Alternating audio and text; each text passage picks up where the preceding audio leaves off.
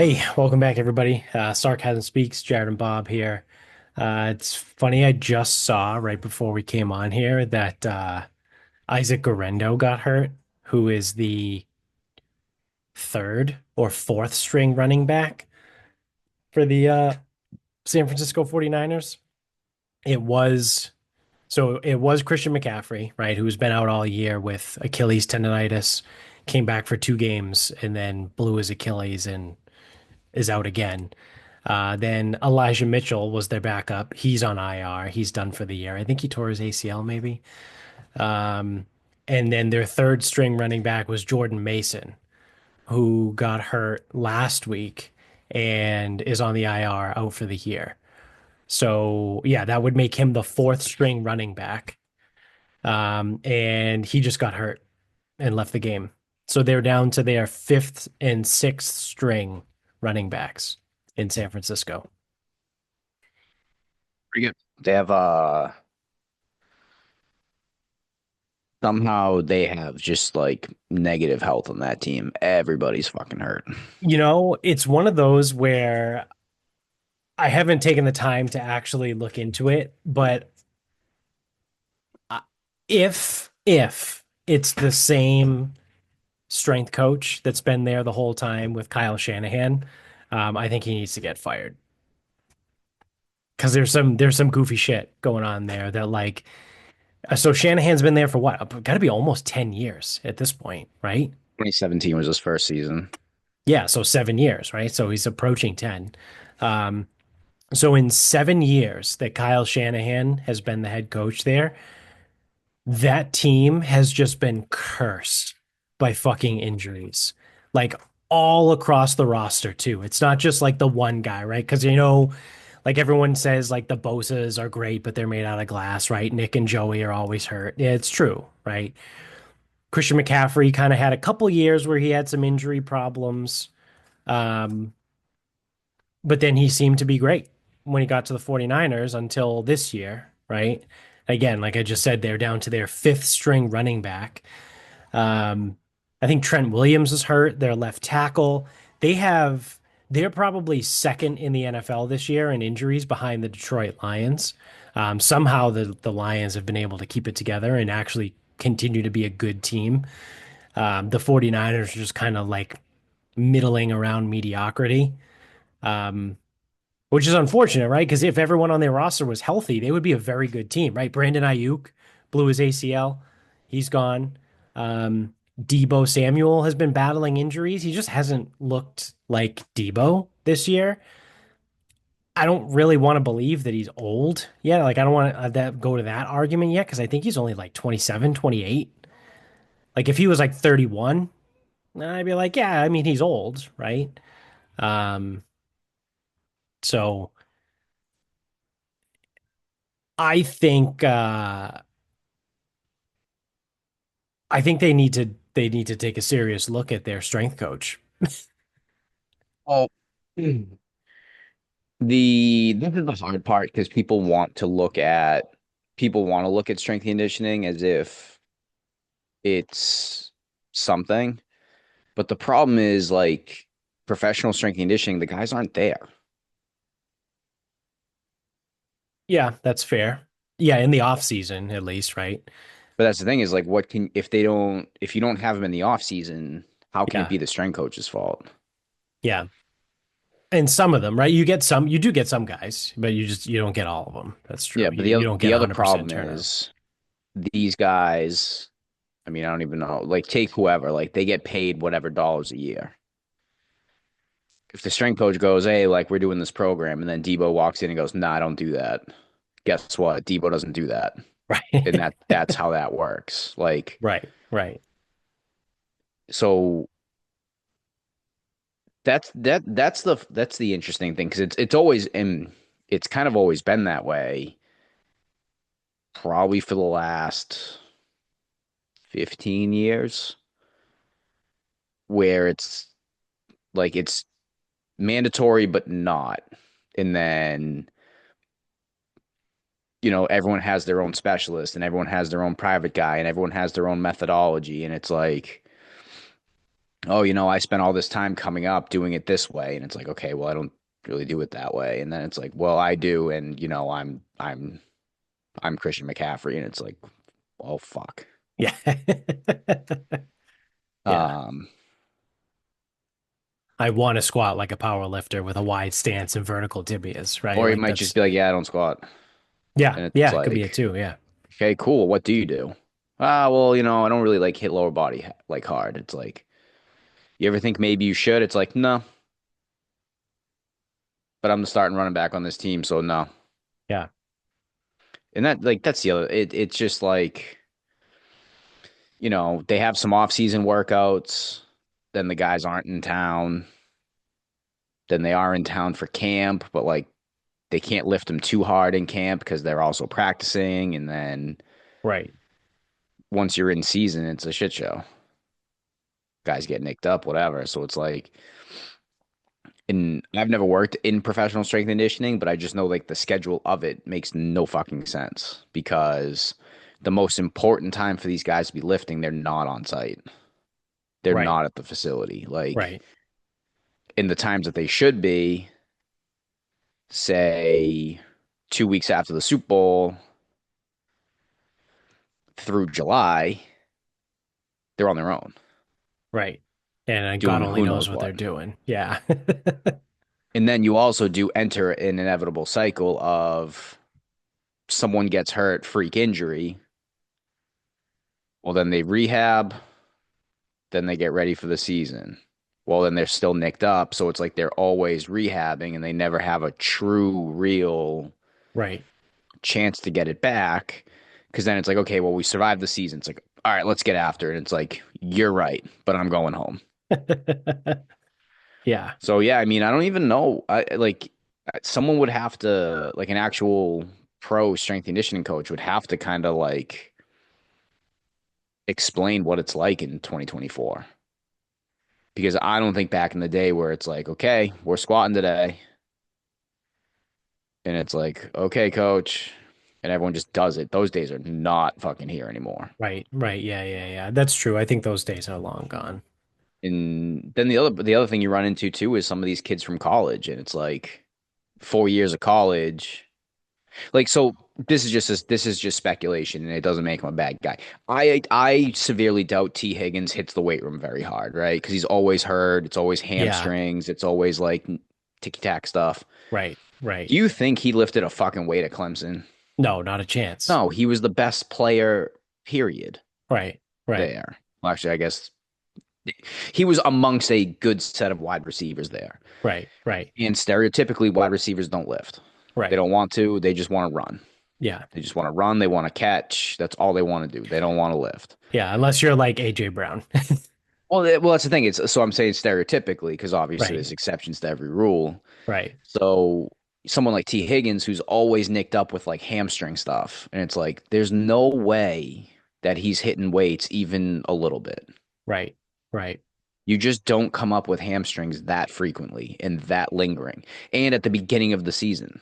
Like Yeah. A if you lot if of you come up it. with a hamstring after week 10, it's like, okay, well, what was your in season look like?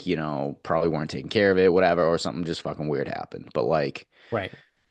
I'm not gonna say 100%, but a high majority of hamstring stuff is from a lack of I would strength in the say, hamstrings. yeah, I would agree with that. I would say a vast majority of training camp and preseason, everything before week one, right? So everything from July 1st to Labor Day, a hamstring injury from a guy then is because you didn't train. You didn't train well enough. Yeah, like you either didn't lift or you didn't lift proportionately or Yeah. you were only doing like goofy shit so that when It's, you showed up, it's like you ran full speed and then you didn't have it. there was a story about Christian Watson this offseason because he is notorious for getting fucking hamstring injuries. Where'd he go? Texas Tech? Tech, A&M, maybe something like Yeah, that. one of those. So, you know, fast guy, tall, you know, good wide receiver when he's healthy, but he just can't stay healthy. Well, there was an he North kept Dakota State. We almost had it. geez, yeah. We were close. Um So so close. he was always injuring his hamstring, right?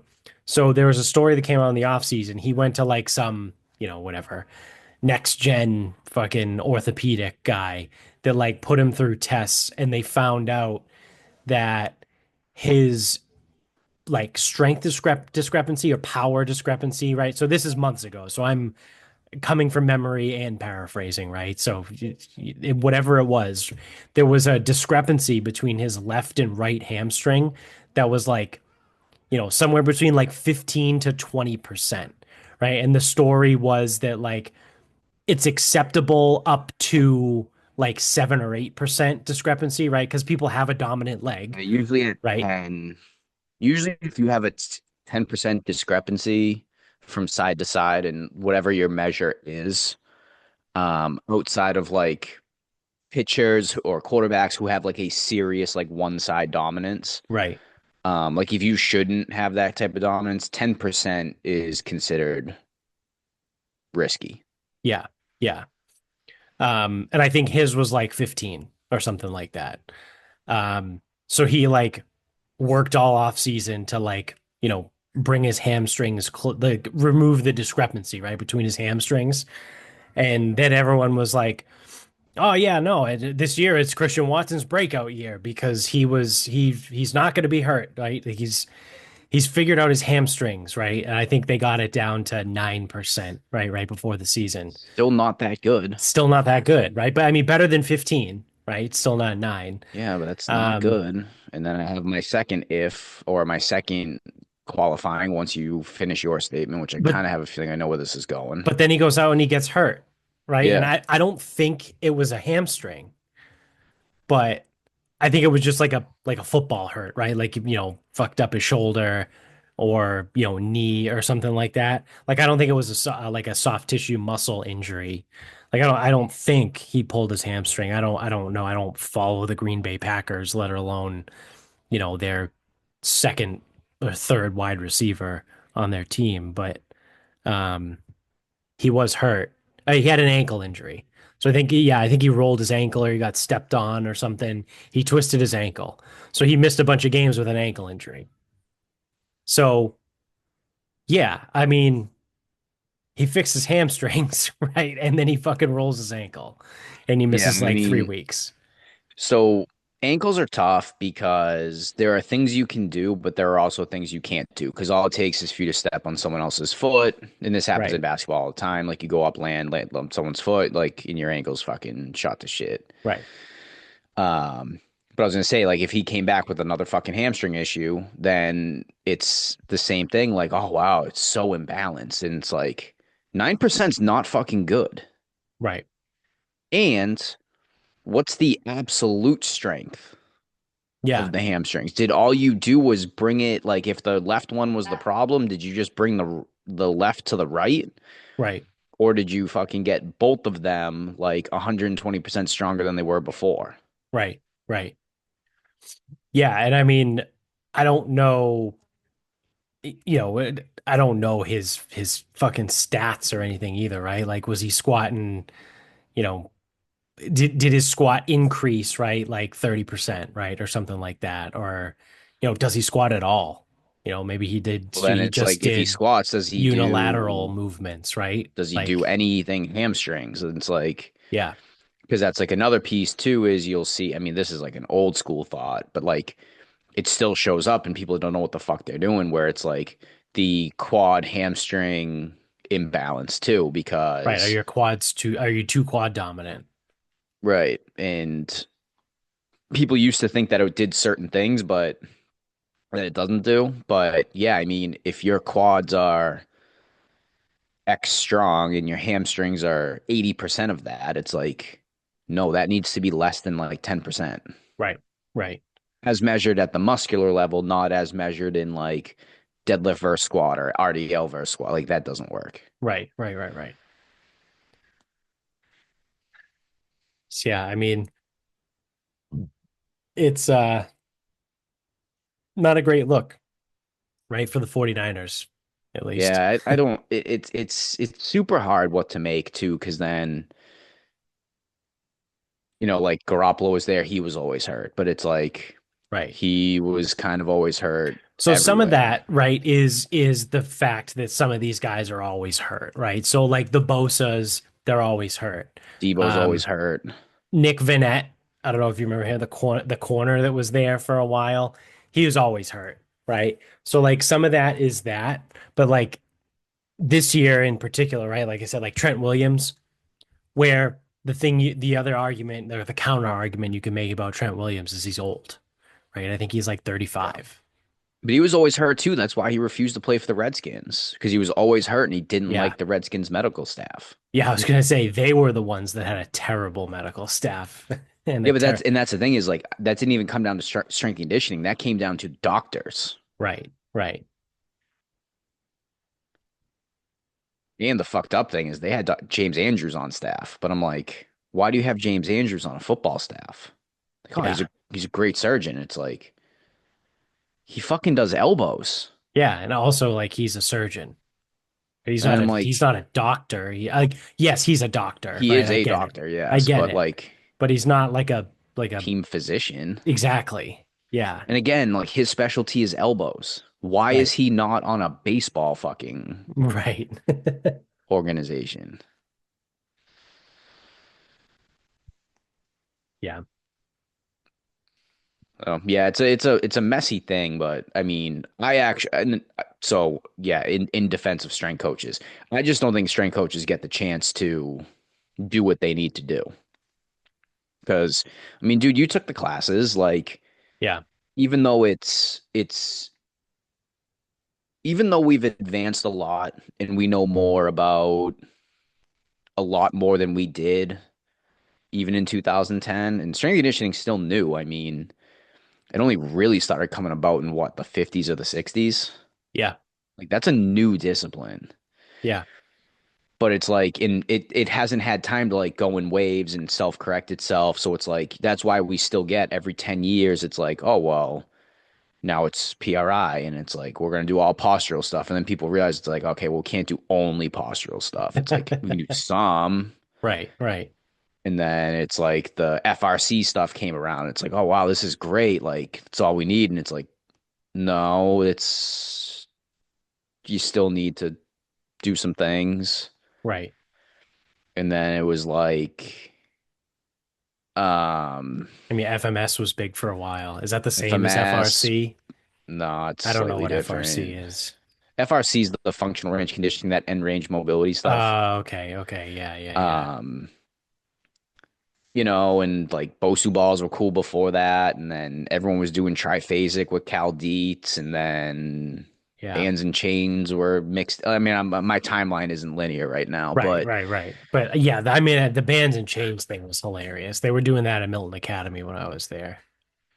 yeah, I mean, don't get me wrong, like It has its I place, right? But it so that the stuff should be well, the funny an thing is accessory, the bands make a shitload more sense than the chains. right? And the other thing too But the is chains look cool. no one ever set the chains up right either. No. And they used to sell them like from the collar, and it's like this doesn't fucking work. This makes no sense. Yeah. Now the bands make a ton more sense, and I could Right. actually make an argument because I see some people they almost do like exclusively banded stuff, and I actually see a place for that. But anyway, it's like, but it doesn't matter, right? Like, because if you're doing bands and you're benching 65 pounds with bands, it's like you're not strong. Right. Yeah. And it's like if you can do 315 without bands, it's like 315 is a big bench press. Right. Not Right. powerlifting big, but that's a big number. Right. Yeah.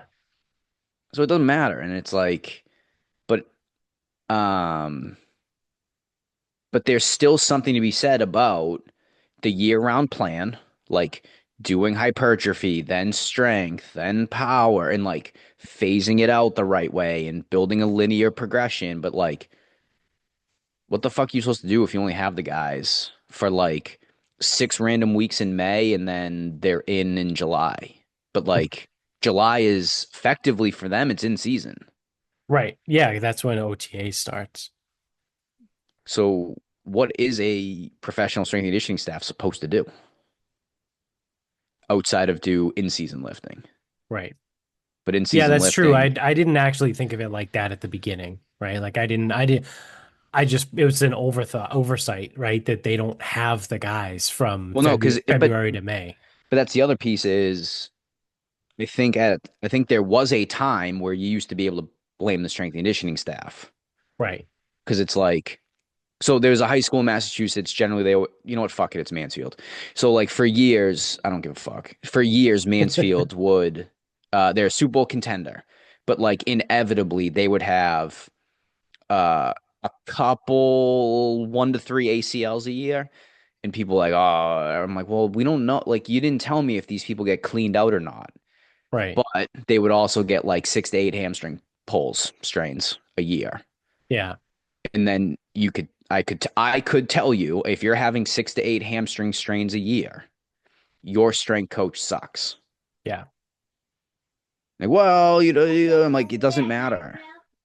I'm like, he's not good. And then they're like, well, he's not really a strength coach. I go, well, he fucking acts like one. Yeah. And I don't know if the guy's still there. It doesn't matter. This is like 10 years ago.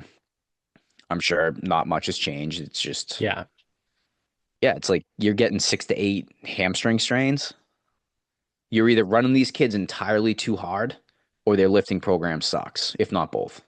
Yeah. I was just those don't have to be mutually No, they exclusive. don't. But for the pro guys, it's just there's so many more variables now. And it's like, I'm sure in 1999, if you walked into Joe Ken's weight room, he said, "This is what we're doing today, boys." And you go, "Yes, sir." Yeah. Yeah. I mean, even And up like it or don't, until move on.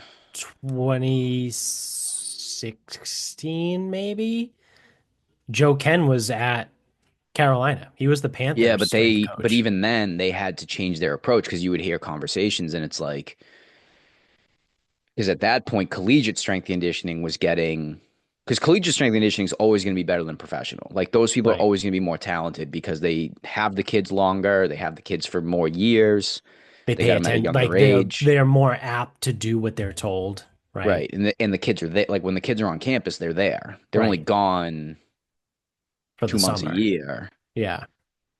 whereas in NFL, they're only there for 2 months a year Yeah. before the season. Um, And that's the thing is that, but then you'd have guys, it's like we do Olympic lifts, and then there'd be schools we don't do Olympic lifts. And then it's, Right.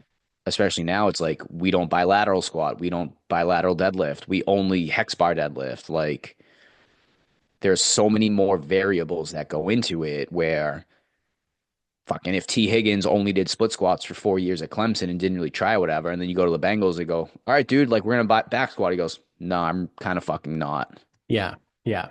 He goes, I'm gonna split squat because that's what I do. Right. And I'm gonna And hold 20-pound dumbbells in my arms when I split squat. And and that's what some of these strength coaches were saying. They were like, all right, like so today's back squats. Like, coach, I don't squat. It's like, well, what do you do? Like, it Yeah. doesn't matter that you squat or don't squat. What do you do? Right. Right. Oh, I use the safety bar and I hold on to the rack, Hatfields, whatever. It's like, cool, load it up. Yeah. Yeah.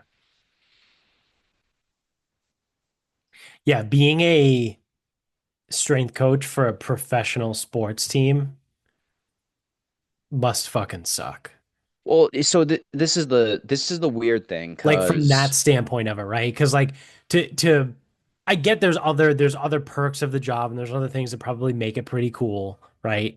But from a like coaching, knowledge, traditional experience, using your degree, like all of that stuff. yeah, from like a traditional sense, right, of being a strength coach. Like when you want to be a strength coach, you want to work with athletes to help them get better, right? And the professional athlete setting doesn't lend itself to that No. very And well. you're going to start to see too with these NIL deals. Like if Travis Hunter goes to that Colorado weight room and goes, bro, I don't bench press. It's like, Yeah. what do you mean you don't bench press? He goes, I don't bench press.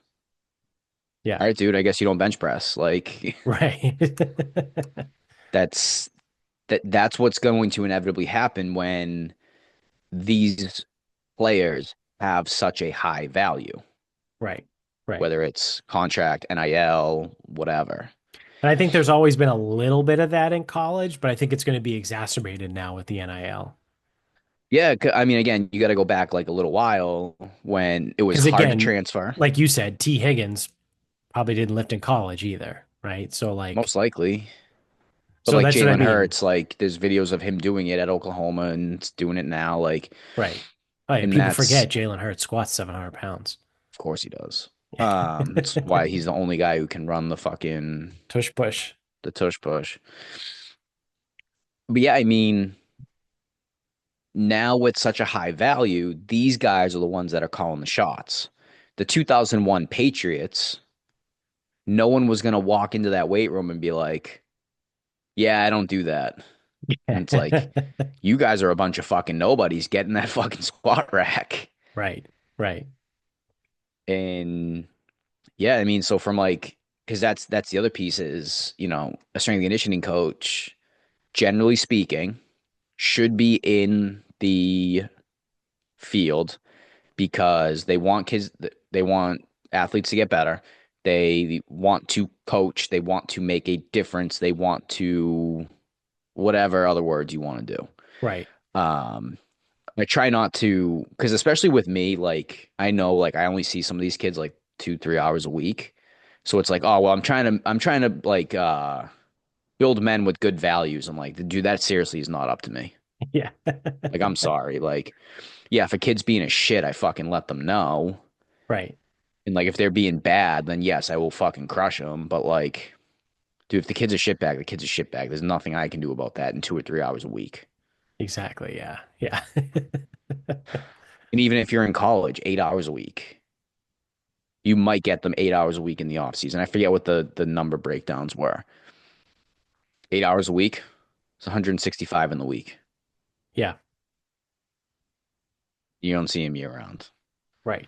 Yeah, I Right. mean, so but anyway, so like whatever your reason for doing it, when you go to the pro ranks, that's not you're not doing any of that. All Yeah. you're doing is coming up with a workout and modifying it for each person. It's It would almost be a lot easier if like like running an adult class. it's effectively like athlete daycare. Yeah. And then there'll be some people where it's like, they finally get to the pros, like maybe they were good, like they went to fucking Purdue and the strength coach at Purdue was awesome and they were in there all the time getting after it. And it's like they move on up and now the strength coach is like, they're like, okay, man, like get me bigger, get me stronger, like Right. do it. Right. And the guy's like, oh fuck, all I've been doing is making replacements for the last 6 months. Yeah. Someone actually wants to do something. This is amazing. Yeah. And I think too, like if you're a top end guy, you get that luxury. So I mean, we're only talking about what, 8 players a team. Yeah. And So then even out of the practice squad, within that 8 players, there's a good amount of them that do want to lift, right? Like you said, like let's use the Eagles, right? Just because you already talked about Jalen Hurts, right? But so their top players would be Jalen Hurts, AJ Brown, Saquon Saquon Barkley. Barkley, they all They probably do what all they need to do. crush the weight room. Like Devontae Smith, I would imagine Devontae Smith doesn't get after it in the weight room very much. Probably not. Probably not. I would He's a say bit slender. I would I would say he probably does the bare minimum. Yeah. And Never if that's skips buys slander, and then so be tries. it. Yeah. But yeah, I mean, like on the defense, right? You get, I mean, Jalen Carter, he definitely gets after it. He's a fucking beast. Yeah, I think defensive. So, but this is the thing is like so offensive linemen are always going to lift. Defensive linemen are always going to lift. Linebackers always going to. Cornerbacks are where things get weird. Yeah, Safeties, I would think would probably be 50-50. Like right, I would like to think that most safeties recognize that they need to be strong because they're the ones generally making a lot of tackles. right. But this day and age of the free safety, not so Yeah. much. Right. Right.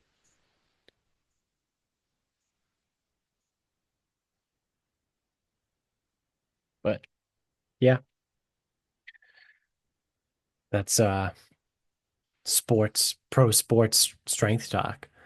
Yeah. Um, actually, while we're on sports, you want to talk about the LPGA?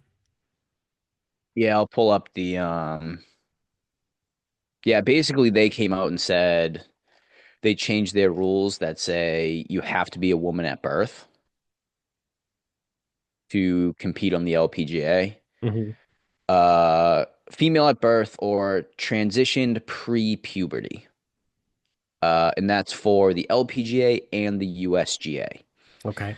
which also means that the Epson Tour, which feeds to the LPGA, and the Ladies European Tour, um, would be subject to these rules. So players assigned male at birth and who have gone through male puberty are not eligible to play on the LPGA and, or really women's professional golf. Yeah. Um, Major professional golf because there's mini tours where they probably still don't care. But um, so as far as I know, this is the first group to sort of kind of do this. And I think their rationale, our policy was a reflective, is reflective of an extensive science-based and inclusive approach. The policy represents our continued commitment to ensuring that all feel welcome within our organization while preserving the fairness and competitive equity of all of our elite competitions. So you and I have talked about this. You and I would follow along with this ruling. I don't think men at birth have any business competing in women's events. Right. Uh, and I don't think it's one of those things like, oh well, how can you leave me out? It's like, you know what? Like it's a touchy subject, but someone has to draw a line somewhere. Yeah, there was I forget the person's name, but there is a trans person that's on the LPGA that Yeah, like so it's came it's out. Haley Davidson. Yeah, So that's who it is. Yeah. most high profile. She, I think technically she would have had Epson Tour status this coming season. Um, but because of the new policy, she has no status and cannot gain status. So I think too, I don't see it here. Oh, I do see it. Okay, so the LPGA also said that its policy was informed by a working group of top experts in medicine, science, sports physiology, golf performance, and gender policy law, which advised that the effects of male puberty confer competitive advantages in golf performance compared to players who have not undergone male puberty. So now having that um kind of on record, and I'm like, oh, source? Question mark. Like I don't know, but I don't know if that's peer-reviewed evidence. I don't know what that is now, but whatever that is, until it gets disputed, I guess is technically correct, right? Is that sort of how things work? Yeah, I think so. Um, and then yeah, okay. So there was a 2021 study in the British Journal of Sports Medicine that trans women have a comparable levels of hemoglobin. Um, their strength decreases, but they were observed to be higher than those of women.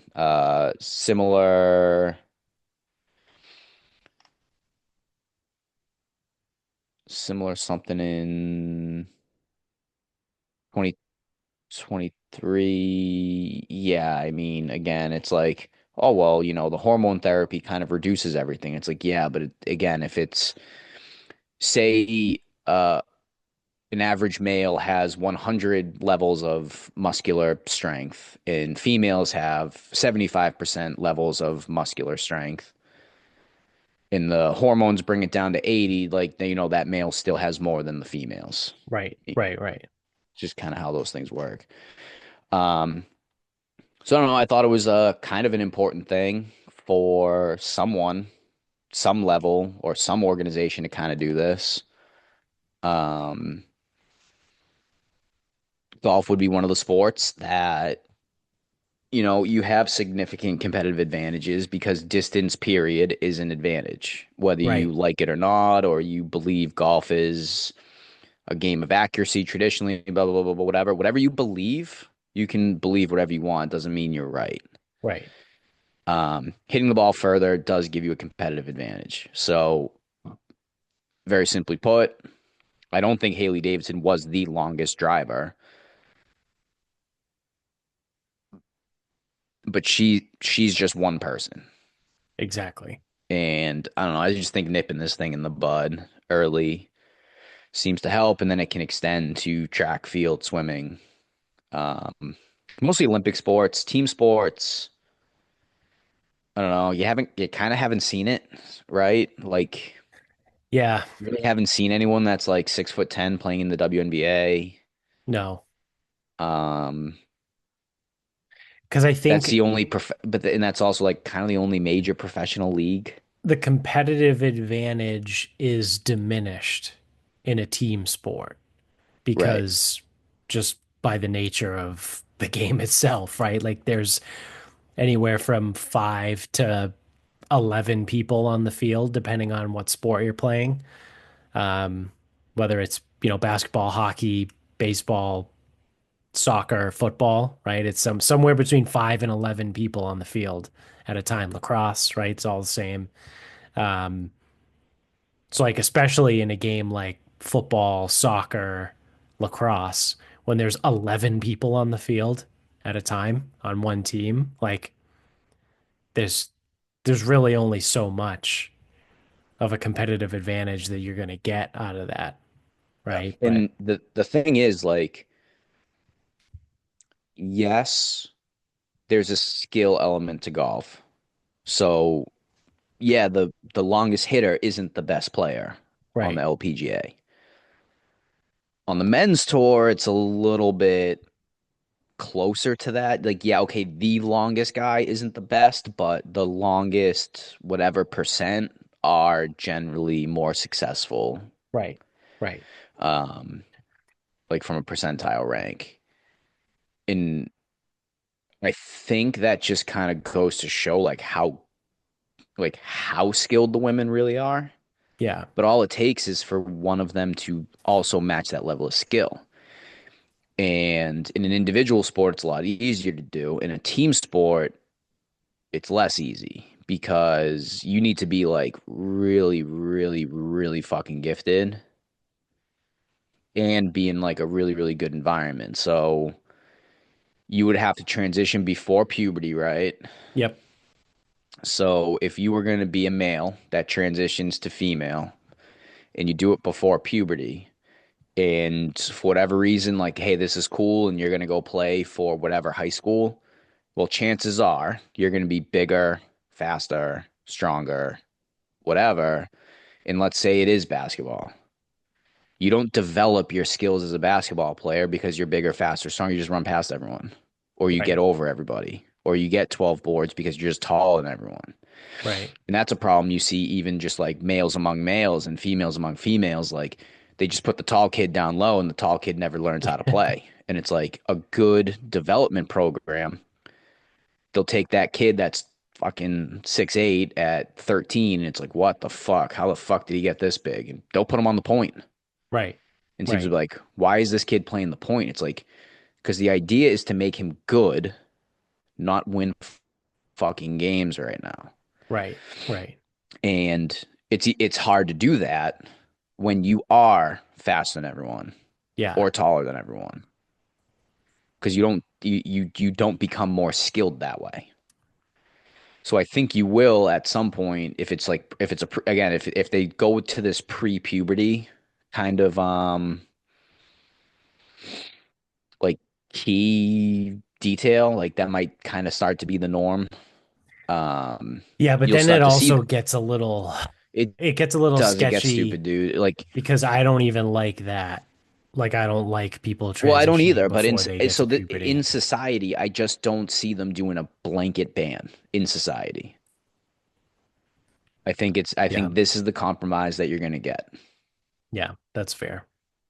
And yes, I still think again, like male at birth. Well, first of all, still at birth, you're either male or you're female. And I understand that like 0.01% of that is blurred, and I don't give a fuck. Yeah, But at birth, you're still one or the other by biology, right. not by fucking surroundings, environment, Yeah. social, nothing. No, your social construct, man. That's fine. Maybe it's because Um, I'm a science-based person, yeah, but you know what I heard the other day they were talking about is, we've talked about on here before the enhanced games. yeah, Um, it's quite literally the Olympics on steroids. yeah. Um, they are going to call their men's and women's divisions by chromosome. So whatever your chromosomal design is, right? Whatever your pairs are, your sex hormones, what is that, the 23rd uh Don't know. chromosome? Not all of us pass Um an MTEL in biology on a whim. yeah. um it's that's how you're going to be classed, right? So if your chromosomes are XX, you compete in the women's division. If your chromosomes are XY, you compete in the men's division. Does that cover some of the boxing controversy It from does. the That's Olympics? Or that's exactly why they did it. So I think this was an episode of Rogan that I was listening to at one point last week. Maybe it was when I was traveling to Philly. I don't know. But regardless, um, they they were saying that they tested that boxer, right? That everyone I think there was were two of them, but yes. flipping out. Yeah, but the one that won gold, I think that everyone was flipping Yeah, out over because she fought against another woman who just quit, right? I think in the gold medal right. match. Um, and they tested her genetics, and genetically, she has an XY chromosome. So what happens is, and I forget who was on that was talking about this, but it was someone, or maybe it was Huberman on a different podcast. I don't know. It doesn't matter. Could have been Huberman on Sean Ryan's podcast.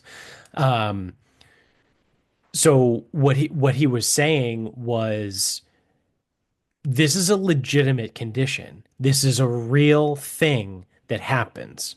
Someone is born with an XY chromosome, but somewhere along the lines, for some reason, signals get crossed and the sex organs don't develop properly. So you can have, because again, just a quick biology lesson for everyone. In the womb, right, as a developing fetus, we're all female. We start as female, right? So everyone has two ovaries and a vagina, right? And if you have an XY chromosome, there's supposed to be signals and proteins and hormones that are secreted and released that the ovaries move down, right, into the scrotum and become the testes, and the vagina closes and the clitoris enlarges and grows into a penis, and then you're a dude, right? That's biology, right? That's how it works. So there is a real life thing that can happen where someone can have XY chromosomes, but again, something goes haywire somewhere and the proper hormones don't get secreted, so you never develop the penis and testes, right? So you have XY chromosomes, but you have ovaries and a vagina, right? And that is what happened to this boxer that was in the Olympics. And what Huberman was saying was there is no way you would ever know that about someone unless you did a genetic test on them because their phenotype, right? And that's again, not to get down the rabbit hole, but in biology, there's a genotype and a phenotype. So the phenotype for all intents and purposes, is like the physical traits, right? Like the physical attributes, and the genotype is your genetics, right? So your Where genotype, did they come up with the physical and genetic yeah, things based on like the root of that word? yeah, yeah. Who knows? Shout out to the Greeks on that one, or I think it was Latin, The but Latin folks. But yeah, the language, um, dude. yeah, not Latinx though. The Latin Latins, not the Latinx ones. Um, Yeah, like legit Latins. yeah, the old Latin. Um, so you can have a female phenotype and a male genotype. Like you just never develop the proper, you know, phenotype, right? It's a genetic disorder, Yeah. right? And So so that's my .01 case, which probably it is. if there It's were a two zero point boxers in the 0.1. Olympics that popped with that, I'm guessing it's more of a percent than that. One, two, three, whatever. Yeah. That's the It's one got to where be less than 1% of people. I'm genuinely not smart enough to know what to do about that. But that also self-selects, right? In the case of athletics, so in the general population of the world, right? I guarantee you it's less than 1% of people, right, that have that genetic disorder where they're XY chromosomes but they're female, right? They appear to be female. Yeah. However, in athletics, where bigger, stronger, faster is selected for, right? Like if you are bigger, stronger, and faster than other people, you're going to be better. So it might be a little bit Yeah, they're more gonna show up more it often. might be a little bit more prevalent in athletics, right? Well, Because because again, that's the other thing. it If selects for that. if you're a chef, Right. why would you get a genetic test? Exactly. So you Yeah. would never know. Right. And Right. that's the thing is like there's I mean like back in like when we were kids, it's like oh tomboys, and it's like girls that either act or physically like you kind of like is fucking rude as shit back in the day, but like whatever. Yeah. This Yeah. is how it was. Yeah. Then like a lot of them develop and it's just because they're young, whatever. But like, yeah, I mean, there's probably one out of 1,000. Is that point one? Yeah. One out of 10,000. That yes, if you were to genetically test them, it would go one way or the other. And actually, you know what? Because males don't need this genetic testing, it could go the other way too, I assume. Right. Because if it goes one way, it has to be able to go the other. It's just males are never Uh subject to that. no, it can't. No, it can't. No. Because if you don't have the Y chromosome, you can't be a male. So if you have an XX chromosome, you're not going to spontaneously become a dude. Like you're not going to, you know what I mean? Like the genetic code, because that's the other thing. All DNA and genes are is instructions to make proteins. That's all Yeah. it is, right? So if you don't have a Y chromosome, you're not going to create the instructions to make the proteins to make you a male don't exist. They're not Okay. there. So you can't just So it can't go the spontaneously other way. yeah, it can't go the other way. Yeah. Well, yeah.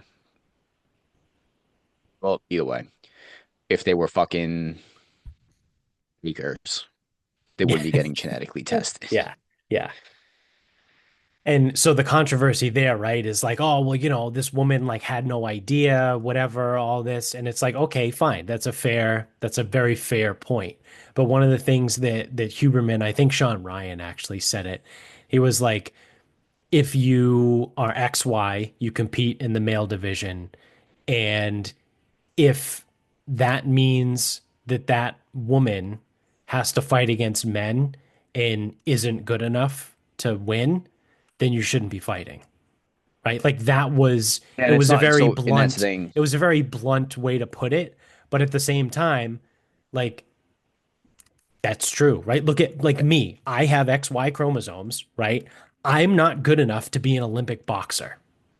Correct. So I shouldn't be at the Olympics boxing, right? Correct. So if this woman who has XY chromosomes isn't good enough to beat men in the Olympics in boxing, then you shouldn't be there, right? It's like a simple, But the like thing, to me, it's a very you have simple no thing. birthright to be an Olympian. Exactly. Yeah. Yeah, being an Um, Olympian is not a human right. no. And this is the other thing though. So it's like, well, it's not fair to her because it's like she's a woman, she just doesn't have the DNA. And I'm like, all right, well, as someone who thinks a little bit more scientifically, like the DNA, whatever. Again, this is why I'm not smart enough to solve this one. But it's like now I do think the Italian that she boxed and like fucking threw in the white flag like Yeah. early. Yeah. I do think she kind of talked circles around herself. And I mean, not for nothing else, the Italians don't really known they're not really known for their toughness. Like, Yeah. um, Known for maybe their back in the food, day, but but not for their like, toughness. yeah, not really like. hmm. Yeah. There I wasn't mean, some any mafia people, sure, but like, yeah, yeah, it's a again, different like kind of in tough though. general, it's like they're Europeans still, so Yeah. Europeans are soft. Yeah. Um, but like she kind of talked in circles. She was like, "Oh my God, I've like never been hit that hard before," and it's like, but then she said something that like kind of contradicted that, and I don't have it in front of me, so I can't Right, right, give right. you like actual facts. But then there was like some things like, well, it's like, yeah, she should still be out there, but like I've just like never been hit that hard. It's like, huh? You're kind of saying it's like not fair, but it's kind of saying that it is fair, like Yeah. almost like a both sides of your mouth situation. Um, or she was just backpedaling. I don't know, one or the other. So I'm like, because everyone else fought. That was the only one that garnered any real whatever. Right. And it's not like the two competitors were undefeated. And actually, I don't even think they met for the gold medal. No, they could have been different weight classes. I could, because I saw like when that came up on Twitter, I fucking immediately muted the Oh woman's yeah. name. Yeah. I go, I can't do this. I Yeah. cannot fucking do this. I go, I'm not smart enough to figure this out. I can't formulate an actual opinion. Um, I go, I can't see this. So, and then there was like someone from Taiwan or something. Maybe there were different weight classes, but it's not like they're undefeated boxers. Like they do lose. Right. Right. So it's not like Ivan Drago is beating up on a bunch of 66K women here. Right. Right. But yes, ultimately for like the betterment of sport in general, it's like, yeah, you got to do something. So whether it's going to be XY, XX, or, female at birth, transition, pre-puberty, whatever. Like, Yeah. um, something. Yeah. Definitely something. The IOC is going to have to do something. They got a much more complicated one, but Yeah. Yeah, for sure. I mean, and they have mostly individual sports too, where it yeah. actually And matters. that's what I mean is like that's where it shows up. Like Right. someone who transitions late and they sprint, it's like they're just going to be fucking fast. Like I don't know what to tell you. Yeah, that's always like that's the that's that's the funny shit to me where people are always like, "Oh yeah, no, like women can do anything, like men can do whatever." And it's like, yeah, I mean kind of mostly until it comes This is to like the fucking athletics. Letterkenny. This is the coach's rant from Letterkenny. Yeah. Actually it is, yeah. No, it is. It's actually this exact thing. Yeah. Yeah. And he's like every record, statistic in something else. He's like he goes every metric, Yeah. men are better.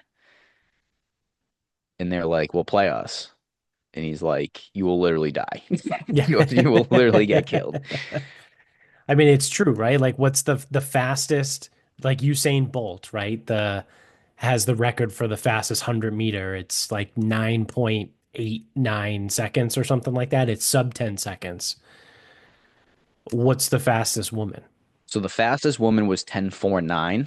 10.49, a whole 6/10 of a second slower, If I can do this which again fast, is still fast, right? Like some people are going to be like, oh, you're a bigot, I you're a couldn't do fucking that. dickhead, whatever. I can't do that. I I can't do can't that. run 100 meters in 10.49 seconds. That's fast as fuck, but it's not as fast as the fastest men, And here's the thing. right? So like Like, in the final from 2024, The final is 8 guys. Yeah. The slowest result, Yeah. 991. So the slowest male at the Olympics in the 100-meter sprint was 991, which is a half a second faster. So the slowest guy in the competition was a half a second faster than the fastest woman in the world. And it's just is what it is, right? Like it's how it works. It doesn't mean that one's like, I mean, because you get into this weird thing where people are like, "Oh, so you're saying like women suck?" And it's like, it's not what I said at all, right? It's just stating the facts, right? That the 8 men that competed in the 100-meter dash, all 8 of them were faster than the fastest woman in the world. And Like out that's a fact. of, so you know how they run their heats to see who moves on and whatever, right? Yeah.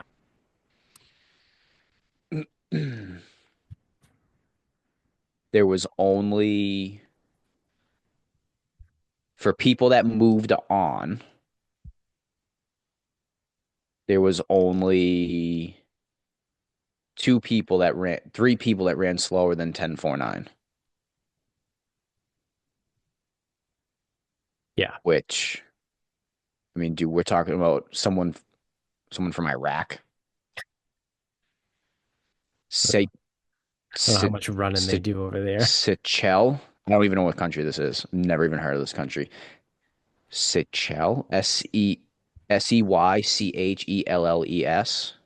Seychelles. I don't even know what that is.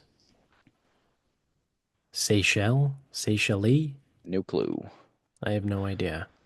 I mean, this is what we're talking about here. And then in like for the heats that like actually matter, like where some of these people actually go to the final, dude, like, oh, I'm sorry. So semifinals, because this is the other thing. This is where the guys try. So in the semifinals, there were 3 heats. The slowest out of 27 guys, slowest, 10-1. That's Yeah. 27 of 27. Yeah. And for people that reached the final, none of them ran a 10.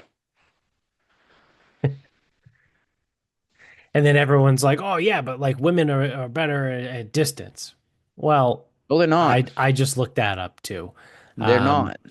the fastest marathon time for a male in history was run by Kelvin Kiptum in the Chicago Marathon in 2023. His finish time was 2 minutes. I'm sorry, imagine That'd be uh, fast. 2 hours, 35 seconds, right? So 2 hours and 35 seconds. The fastest woman ever to complete a marathon was Ruth Chepngetich from Chicago this year. Chicago seems to be a pretty easy marathon. Um, Let's not beat she, Boston. she finished in 2 hours, 9 minutes, and 56 seconds. So So 9 almost 10 minutes. minutes slower. What's a marathon? What's 2 hour 120? Yeah, I mean that's 8% slower. Yeah. Because some people say that it's like, oh well, it's only 10 minutes slower. Of course, a marathon it's not that much. I'm like, yeah, actually it is. Yeah. 8%. Yeah. So they give you the Best. pace a mile. Best versus best. So Ruth, yeah, and that's the best ever, right? So Ruth this year did a 4:57 pace mile, and Kelvin Kiptum did a 4:36 mile. So he was 20 seconds faster per mile.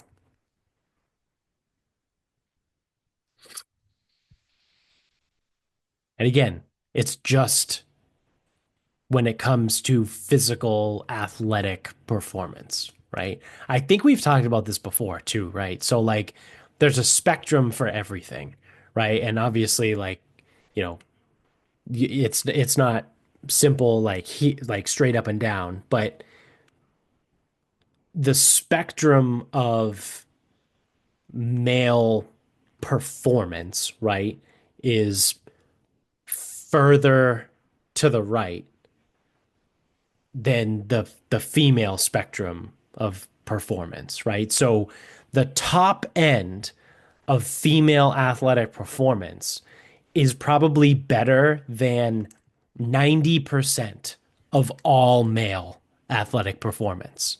However, the top 10% of male athletic performance blows them out of the water, right? Because again, we've talked about this. Like this woman, what was her name? Ruth Chepengedich. I can't run a 2 hour, 9 minute, 56 marathon, Nope, sure right? can't. Like she fucking destroys me, right? I couldn't even run a 4.5 minute mile just to do 1 mile. At a half a mile. I would say at that pace at half a mile. Yeah. And she did that for 26.2 miles, right? Yeah. Like she would kick my fucking ass. Like she's a distance runner that would kick my ass in a sprint. She's faster than me in a Yep. sprint. Like again, because there's the spectrum, right? And it's like you can be at the top end of female performance, and you're better than 80 to 90% of all men, right? But you just can't beat the top 10% of men. It's just you can't do it. It just doesn't work that way. But people don't like to admit that, or they see that as some sort of like slight against women. And it's like, no, it's not. Like, there's plenty of women out there that can, like, again, if you go like the UFC, right? There's another one. A woman, like, you take Ronda Rousey or Chris Cyborg or Amanda Nunes. Amanda Nunes can beat the shit out of 80 to 90% of most men, right? But not all men, right? Yeah, and like most fighters, Right. we cannot. And most fighters she cannot, right? Like Amanda Nunes isn't going to beat the shit out of, Mighty Mouse Johnson, who actually fights, I think, in the same weight class. I think he fights at 135. Like Demetrius Johnson is going to beat Amanda Nunes in a fight, right? They're the same size. They're the same exact weight. Like she's going to lose. She's going to lose to Francis Ngannou. But most people are going to lose to Francis Ngannou in a fight. Yes. There's like, I think there's like 3 people that have ever beat him in a fight. Less than that's a very small percent. Yeah, yeah. You know what I mean? It's just it is what it is, right? Like it's how the shit works. But I just annoys me when people do the whole like jump to conclusion, Matt, right? And they're like, "Oh, so you're saying women suck at everything?" It's like, no, that's not what I said at No, all. they I'm saying that don't. Amanda Nunes is epically talented. And again, she could beat the shit out of 80% of most of all people, right? All people in the world. Amanda Nunes can probably beat the shit out of like 80% of the entire world, right? But not everyone.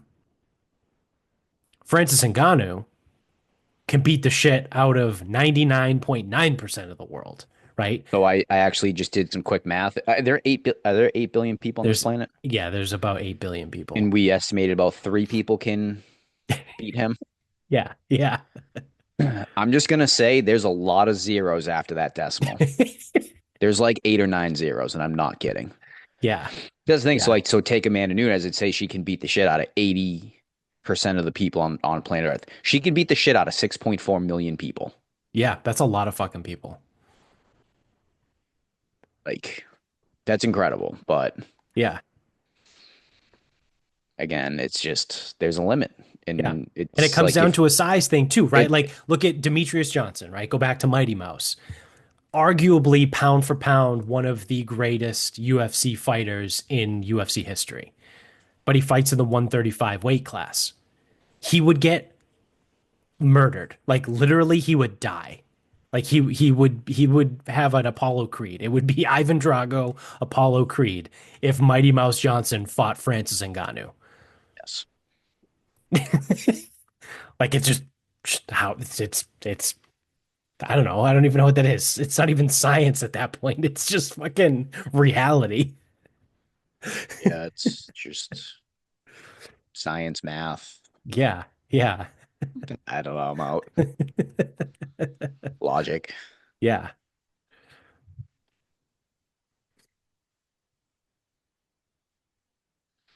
So, yeah. I don't even know how we got down that road, but oh, from the LPGA. Yep. Um, all right. Well, you want to wrap this up? We can wrap this up.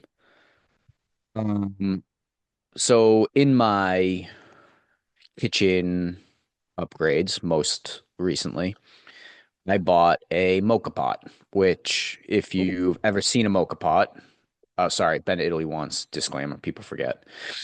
So if you've ever seen a moka pot, it's a way to quote unquote make espresso at home.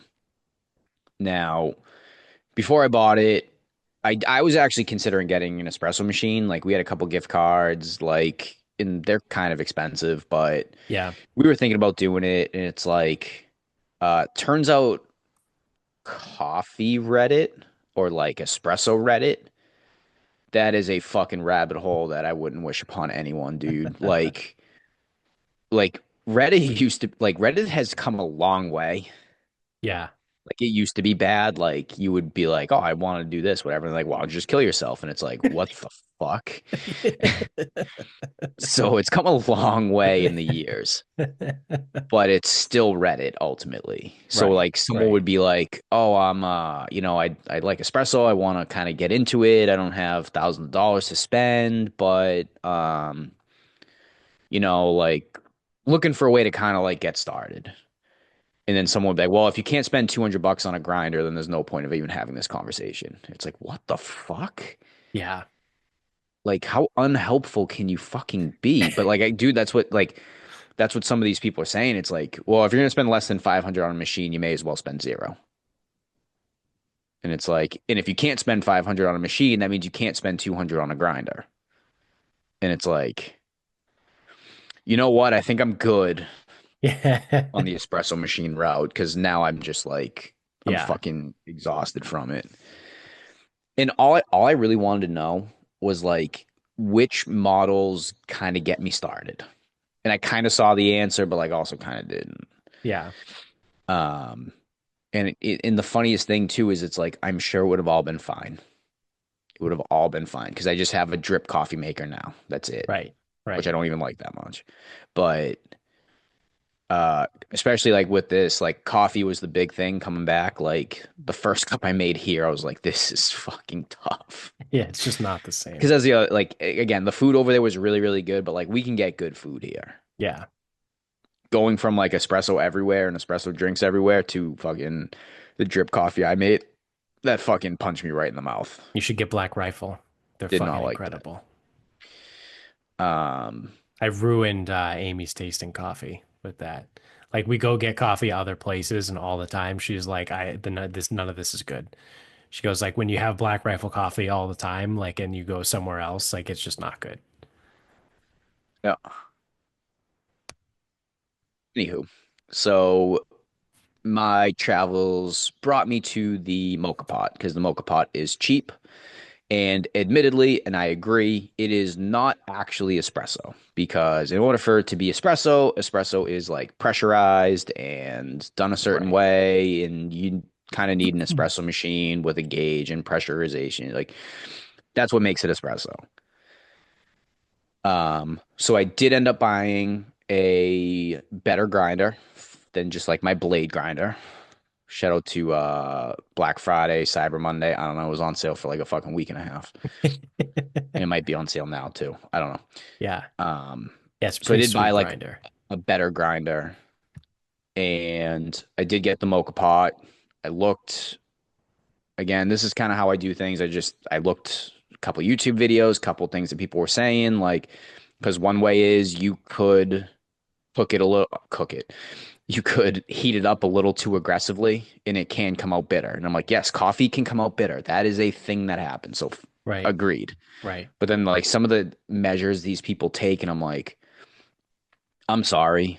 There's some fucking old Italian lady that has this thing that hasn't been cleaned since I think it's 1933 is the year on it. There's definitely one in an Italian house that hasn't been cleaned since 1942, Yep. and they don't play by your rules or filters or cool down that like there's no way they're doing all that. Right. And they Right. fucking probably make it better than you do somehow. But yeah, I mean, like I looked at like just how to like not fuck it up, It's really. the pans. The pans at Town Spa. Yeah. Then the pans got sold, and Yeah. that's why the pizza's not good anymore. Yeah. Yeah. Um, but yeah, I can say the mocha pot thing, pretty fucking solid. Pretty fucking solid. So if Nice. you're looking for, How much does it make? so Like I just got a one cup at a the time? so I Or got the 6 cup okay. capacity. It's like a little less than $40. Um, How does it work? so you know what it looks like, right? Yeah. So the bottom piece is a chamber. Okay. So it unscrews. Yeah. So the bottom that you see that goes directly to the stove is where the water goes. Okay. Then there's a basket for coffee grounds that goes into that bottom piece. And Okay. then you screw the top back on. So when the heat goes up through the base, it forces the water to go up, where then there's like a little, it almost looks like a little bit of like a straw or something that comes up into that top piece. That Okay. looks like where you would pour from. So Yeah. it actually comes up and then like drips down. Oh, You can look up a interesting. video. I mean, it's whatever. Yeah, yeah, yeah, Um, yeah. so I So will it's like a say, reverse French press in a way. Not I think it's really, just different. but it's I think it's just just it's different. yeah, it's different. I was trying to figure out how I could make it sound like a French press, but it's not like a French press. No, it's not. Which that I mean, I miss having a garbage disposal in my sink because I fucking love French press coffee. Yeah. But I can't put So coffee grounds down my sink because I have a septic tank. so this one's way better. And you're still gonna have a coffee ground issue. Yeah, You may just have to like scoop it all out and then maybe like hit it with a paper towel again. I don't know. But yeah, um yeah, this is like I dude, it's solid. Like it is solid. So this but that's the thing though, like the 6 cup mocha pot probably only yields like 3/4 of like a coffee mug. okay. Now it is stronger, it is Well, yeah, I mean darker. it's espresso, right? You don't need a cup of coffee. The Redditors will fucking come kill you if you Yeah. say that again. Well, I mean they'll come kill me No, regardless. yeah. Yeah. Yeah, so it is a stronger extraction, I guess. I don't know. Yeah, Maybe I've yeah. been on it too long. Um, so yeah, I mean like my 6 cup one, I will pour say 60% of it into a cup and I'll just drink it straight. And then I'll pour like 40% of it into a cup for Michaela and I'll just give her like a little bit of hot water from like a tea kettle, Hmm. almost making like a pseudo Americano. Right. And but yeah, I mean it's good. It's solid. Yeah. Would recommend.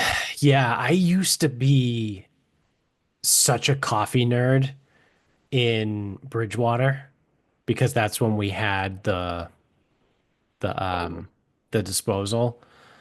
Like I liked the French press and then I wanted to go to the pour over, but like I just was like whatever. But there was I did a lot of like the reading about like the different styles because for every different kind of coffee that you're making, you need a different grind of beans, right? So if you're just going to do a drip coffee, you want like a medium coarse grind. Like Yeah. you don't want to grind your coffee beans, which is part of the reason why I don't like buying pre-ground coffee from the store because it's like dust, right?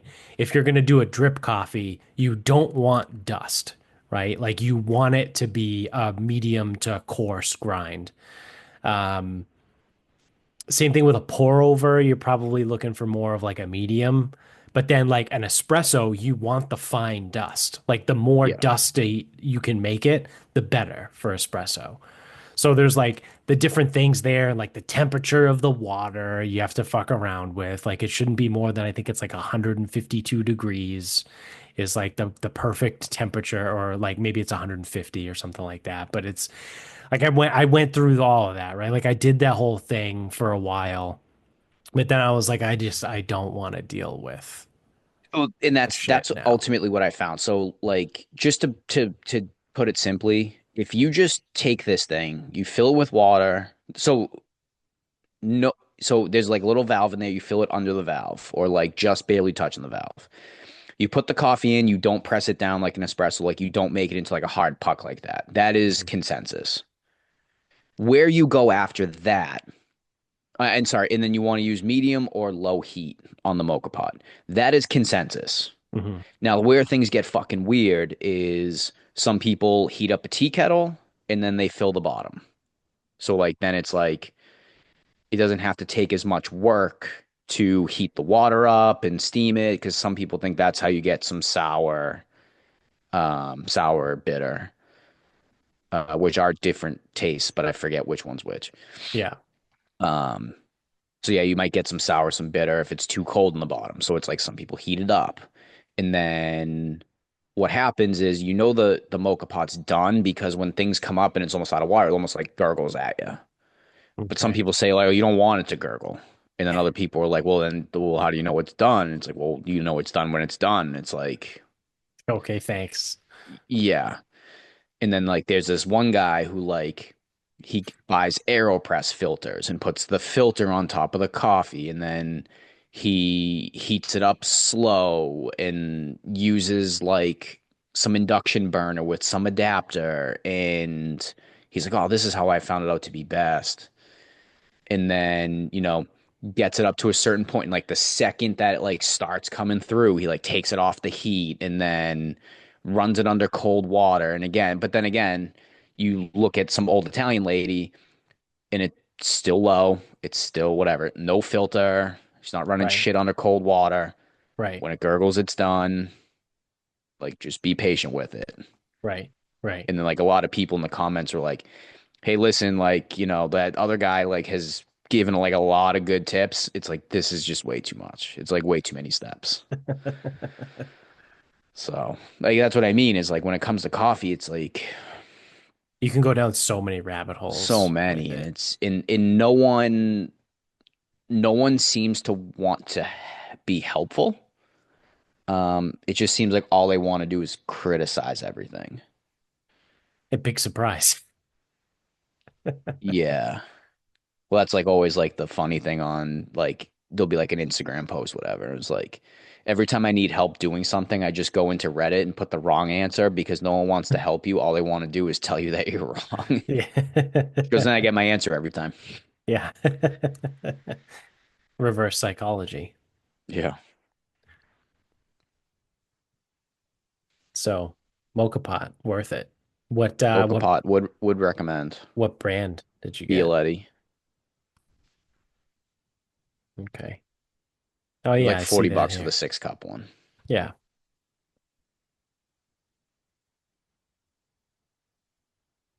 Yeah. I mean, it's definitely one of those where like I would love to kind of go back to that, but again, I just probably not. Probably not gonna do it. Dude, you can use the coffee grounds to fertilize your rose garden. Yeah, yeah.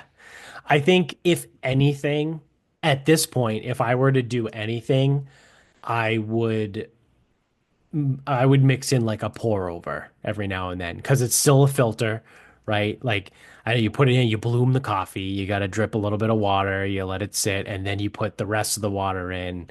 And I know you can measure it out and do the whole thing and that whole jazz. I get that. I don't know if I would go that far with it. I probably would, knowing me.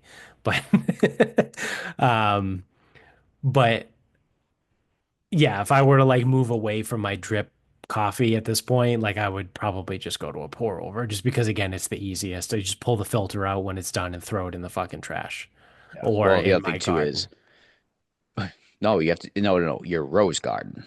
Yeah. Um,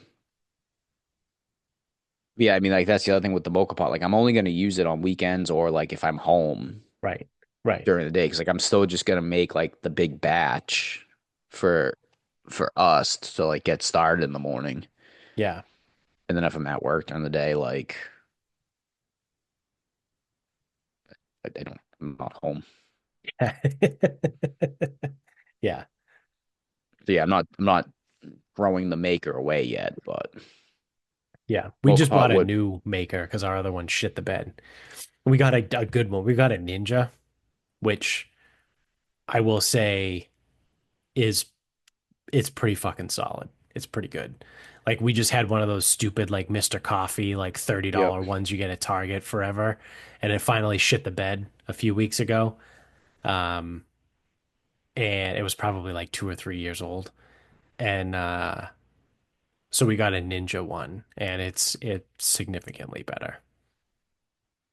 It's one of those where it's like, yeah, I mean, you get what you pay for. Yep. So, and as someone that drinks their coffee black, right? Like I can I like the taste, right? Like call me a psycho if you want to, but I enjoy the taste of coffee. So I can notice the difference in taste with different methods, right? So I don't know. Yeah.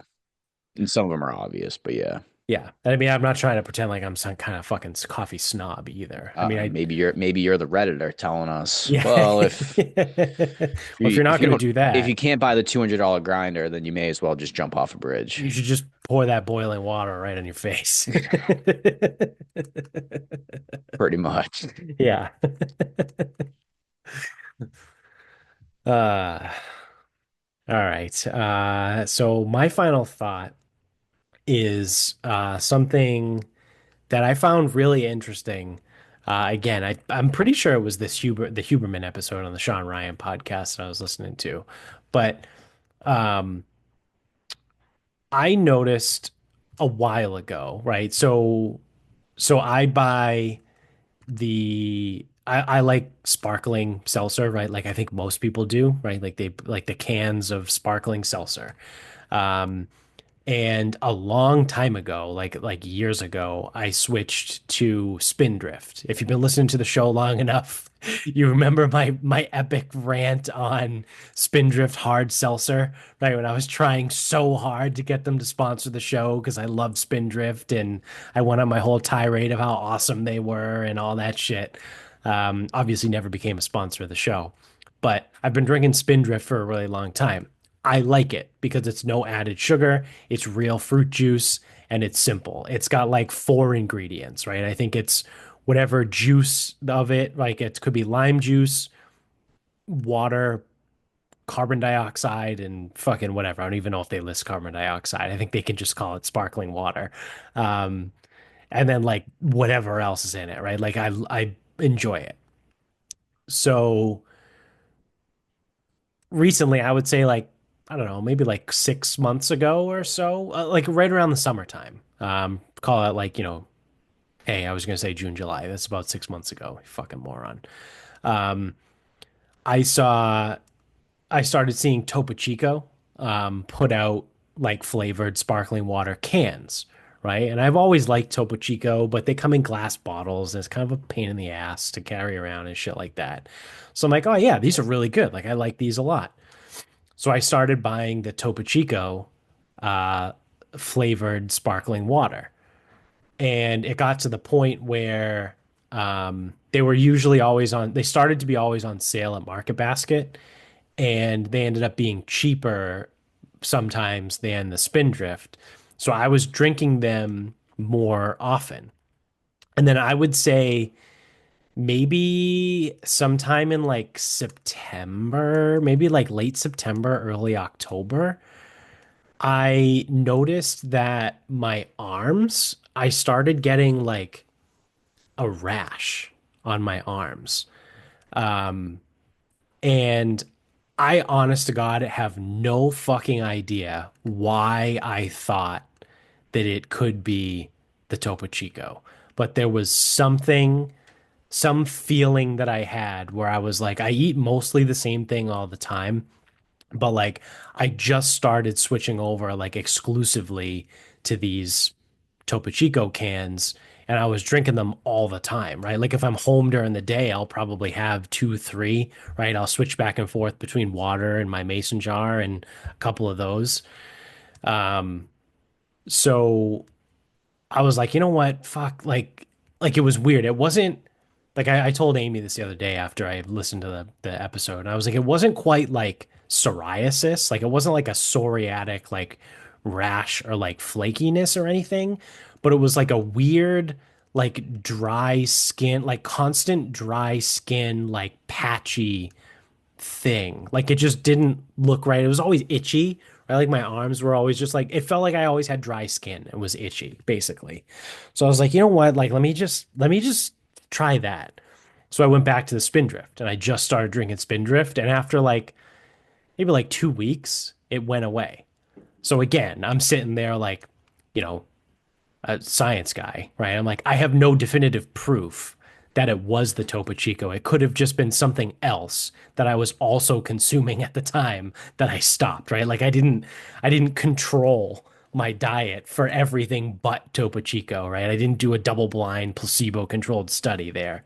But I was like, yeah, let me just go back to that. And it went away. So I haven't had any of the Topo Chico stuff in like over a month and haven't had that rash come back, right? Like that dry skin.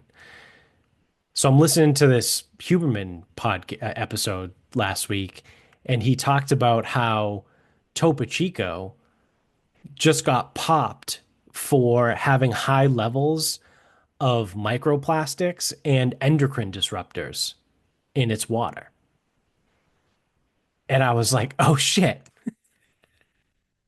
So what was again just conjecture, right? It was a total fucking shot in the dark guess. I'm not going to try and sit here and pretend like I knew it was Topo Chico.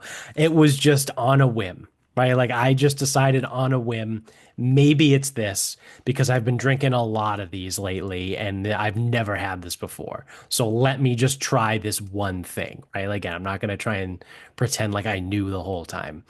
But when I heard that in the on that podcast, I was like, oh fuck. Like it kind of all made sense and it kind of all connected.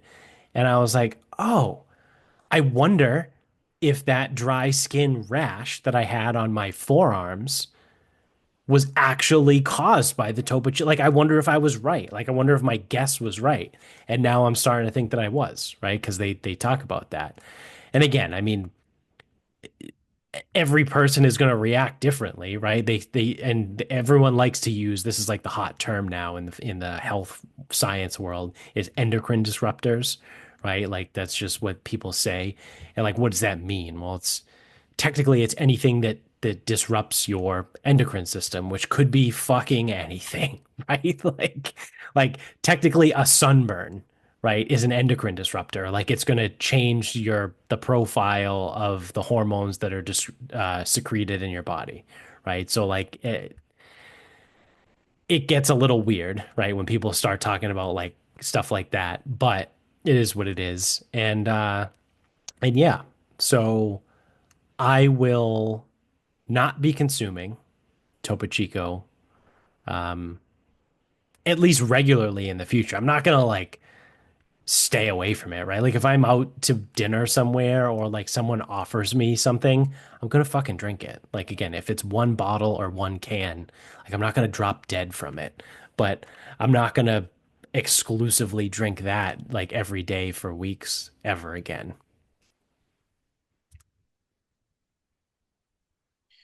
Do we have it? Topo Chico, you're fucking out. Yeah.